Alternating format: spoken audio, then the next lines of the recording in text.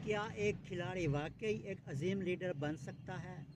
चीन में इमरान खान की क़यादत पर बाकायदा यूनिवर्सिटी में लेक्चर दिए जा रहे हैं। आखिर चीनी माहिरीन इमरान खान की शख्सियत में ऐसा क्या देख रहे हैं कि उन्हें दुनिया के लिए मिसालें करार दे रहे हैं? आज की इस वीडियो में हम इस दिलचस्प पेशरफ्त पर बात करेंगे। हाल ही में चीन की एक मारूफ यूनिवर्सिटी में इमरान खान के सफ़र, उनकी जद्दोजहद और करप्शन के ख़िलाफ़ उनके बयानिए को बतौर केस स्टडी पढ़ाया गया।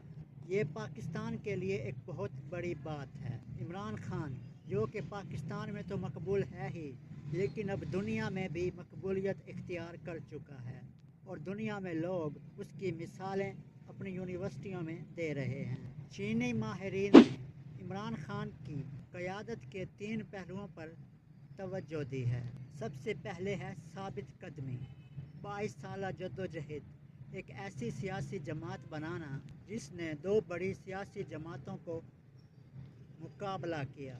दूसरे नंबर पर है अवामी राब्ता।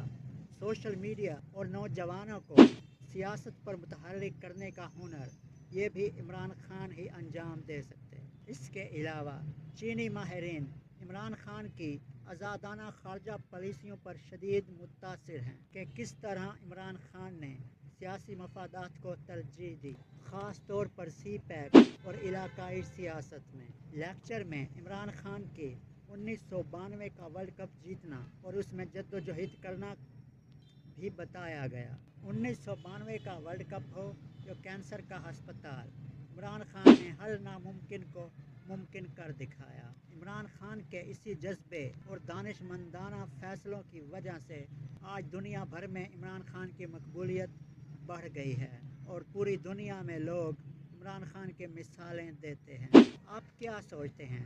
क्या इमरान खान वाकई दुनिया के लीडरों के लिए एक सबक हैं?